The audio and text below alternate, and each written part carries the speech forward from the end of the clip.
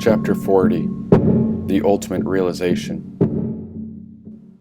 The king was pacing in the back, while I sat in my chair watching the women pack up their purses and leave with the generals. Jane was hesitant to go, but the preacher pulled her along and out the door.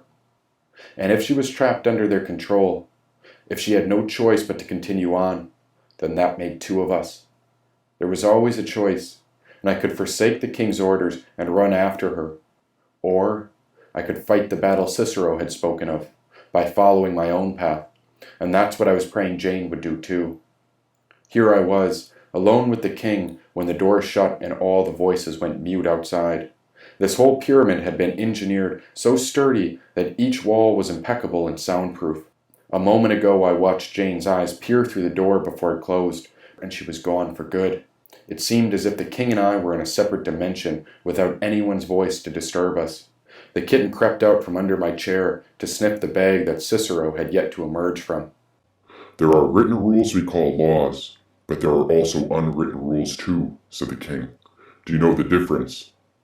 His hand alternated between his hips when one wasn't rubbing his beard as he continued pacing by the back bar. "I wrote the laws so that everyone aboard this chaotic structure could have the slightest bit of direction. For example, the first law I created was to protect our Grand Pyramid at all costs. That's why there's no fire allowed inside our vessel," said the king. "Now do you know what happens to the people that break the laws I wrote?" He had broken his own law too. Sure, he caught me when I lit the bill on fire, but it was the king who had given me the ingredients to ignite my flame. "Of course you know what happens. We put them in extraction because you're the beast who tortures them. So what happens to those people who break the unwritten laws? What do we do with them?" asked the king. "Well, there's no place for them in extraction, and there's certainly no place for them in our pyramid. So where do they go?" He stopped to pour himself a drink. The red mahogany-colored whiskey dripped into a crystal glass before he carried it with him and took a seat in his throne beside me. "Let me show you what happens," said the king as he pressed a button under the table. "I call it extinction." At once, the only curtain still concealed in the room sprung open beside the brick wall to reveal a lone man deserted in a cell. There were many cells housed around this room, but this cell contained no bed, no chair, and not even a mirror for the old man in the corner. He was left to wither alone. This man's back was to us, and his gray hair had grown mangled when he tilted an eye over his shoulder to peer at us. The closer I looked, the more I realized that this man's space was not a cell, not even a cage, but rather this was the old man's grave. There was no door in. The metal bars were permanently mounted into the ceiling and the floor. He was dying here, and even Ma knew it. "This man was unwilling to learn our ways, and when there is nothing left to extract, we must wait until they go extinct," said the king. This poor man had nothing left. They'd abandoned him with the clothes on his back, a hole in the corner, and all that was left was a pile of wax from melted candlesticks over time in the center. "If you ever try anything like that again, I'll put you in a cell once he's dead. Do you understand?" said the king. I understood the king's command, and so I nodded in agreement. Looking back toward the old man's cell, I noticed he was nowhere close to death. This man's soul was glowing so bright, even if his body was ready to pass. The king's eyes could only see the material world, and all he'd ever focused on was the physical entities roaming under his command. But the king's eyes were not aware of these energetic forces emitting from the old man's illuminated crown. Yes, the king had the golden crown, but someday his authority would end, and meanwhile this old man was emitting a light ready to ascend. He was the true ruler, the benevolent leader of the cosmic lands, now caged in a three-dimensional cell. But who was this old man? His back was still to me, and every time he took a breath in, I saw the light glow as if God approached him with every bit of air. Exhaling the breath out, I watched his light approach God, and then he held the exhalation and surrendered to this almighty light. This man was exhausted and weary, but there was no panic or worry. He was far from done. Light was radiating through his core when I realized that the old man had already won. He had taken this life as far as it would go, and even as he sat dying, he fostered a power that the king didn't know. Just as demons will never rest, this angelic man would not quit. He was fighting to the very end, holding a magical light that few could emit. A demon was living beside this old man all along, and yet he still cultivated this light, which was impossible to resist. The king had confined him with nothing, and still the old man was determined to persist. They had abandoned him alone, treating him less than humane, and after all the suffering in the world, the old man still refused to quit playing this game. "And what crime did he commit?" I asked. He broke an unwritten law, one so terrible that this was the only option left for him, said the king. He tried to turn the people against me, and the sentence for terrorism is extinction. Terrorism. He was referring to the unlawful use of violence and intimidation, especially against civilians, in the pursuit of political aims. There was certainly a terrorist in the room, but it was not the old man. It was between the king and I. Now the king stood up and wandered back towards the permanent cell, sipping his whiskey when the arrow had touched my hand. Now the king clinked his glass against the metal bars, trying to get the old man's attention. We always end up where we belong. Isn't that right, Ditto? Said the king. The old man didn't respond. Instead, Ditto focused on his breath, staying concealed in the corner. Isn't that right? Yelled the king. He threw his glass between the bars, and it shattered against his back. Blood trickled down his spine, yet somehow it hadn't disturbed the awareness of his breath. You're either with me or you're against me, said the king. From now on, you follow all my rules, or I'll make sure you regret it for the rest of your life. Do you understand? Said the king. I was looking at Ditto when I nodded on my own, but it was T. Hammond's glove that wouldn't agree. I was simply observing when T. Hammond's palm took hold of the arrowhead rather tightly. Good, said the king. Now, Jack, show me your loyalty and pack me a bowl. He pointed at the glass apparatus. What? You work for me. You always will, Jack. And since I want to get high, you're going to fill that bowl full of crack, said the king. He was looking at the bag of quality drugs before he went to the back bar to refill his drink. He turned, and I unzipped the bag of quality drugs when Cicero's smile emerged. Lying on his back with his belly facing me, he raised a paw and handed me an orange pill bottle. There were all sorts of orange bottles labeled with various substances underneath Cicero, but the opossum insisted this was indeed the one. I took the orange bottle from his paw when the word stated the drug was called DMT.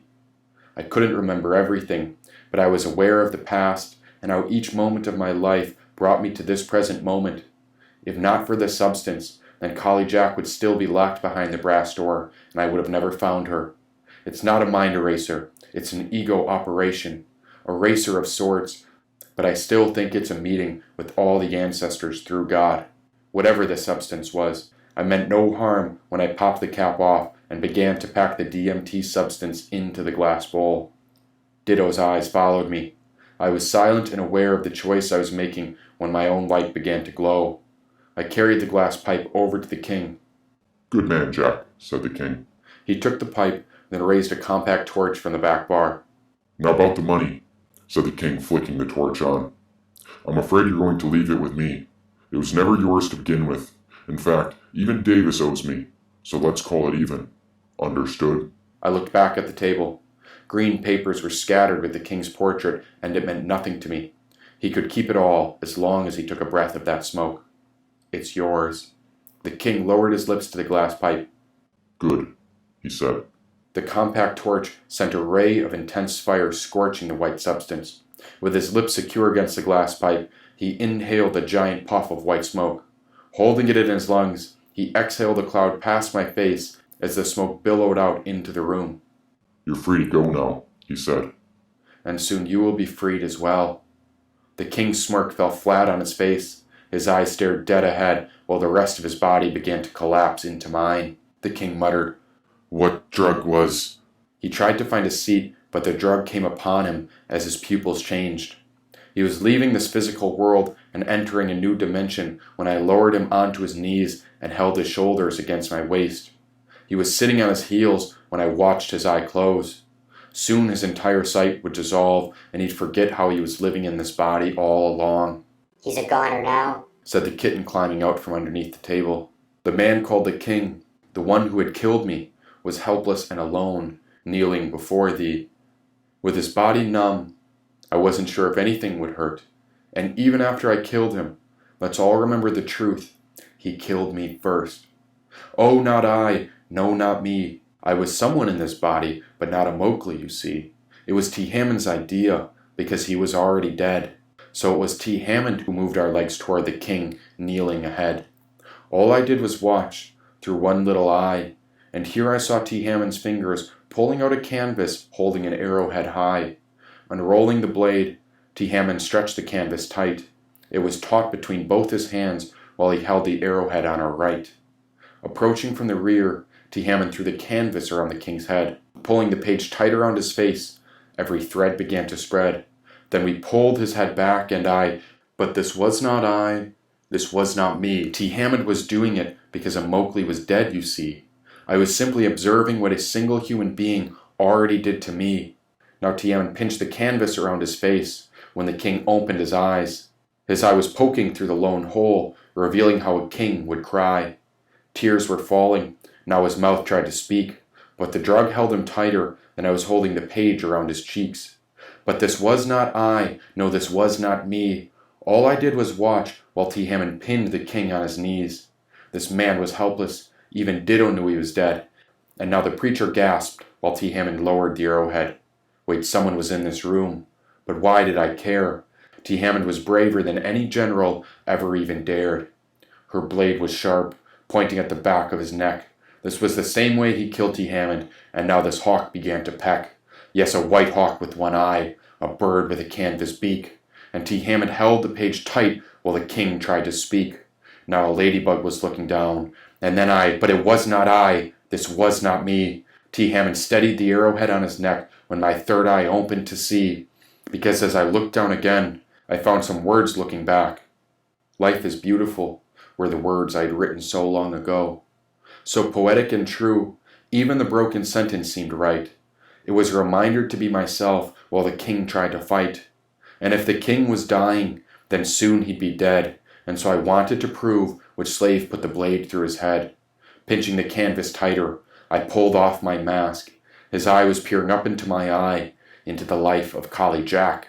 One eye, the king muttered. Yes, now this was I. Of course this was me. T. Hammond's copper mask was gone, and I came to fulfill the king's final deed. I locked onto his eye, and then a ray of light came in view. Wait, I saw Ma flickering her flame. I saw our light coming through. There was no mistake when I saw her light within this man. She'd given birth to this king, and we were connected through this man. This made us kin. We were long-lost brothers, and if I banished his light, then this would be a sin to all our fathers and mothers. I dropped the arrowhead. I would not do it, and I wasn't giving up on anyone, because if this man changed, if he exposed his light for all it was worth, then he'd remember that he was one man for all. Then everyone would see his light too. It would spread through all people, all cities and states, and soon every home would begin to glow. I released the canvas from his head and began backing away while the blank page fell to the floor when a pocket of light exploded from behind. All the energy in the room shifted while I watched the king fall forward after I saw our light explode. I was trying to set our light free, that's why I dropped the arrowhead, but now the canvas was soaking in fresh blood pouring out from the king's temple. Time stood still long enough for King Burns III to lay dead on the floor. He'd become a silhouette of a soul lying empty before me. I turned around and saw a smoking barrel in Jane's hand. No.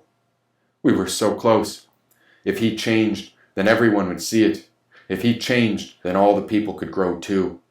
They were about to see our light illuminated through their own king, but now all the masses would remember how the natives took him down. They'd say I took the king's life, and we'd be on the run forever. Fake news would spread, and whatever lie the citizens wanted to believe would be twisted into the latest gossip. A new panic would arise, and we'd be left with the fears of our foes for the rest of our lives. Life is cruel, said Jane. Everything we ever touch has to die. No one but the preacher was with her.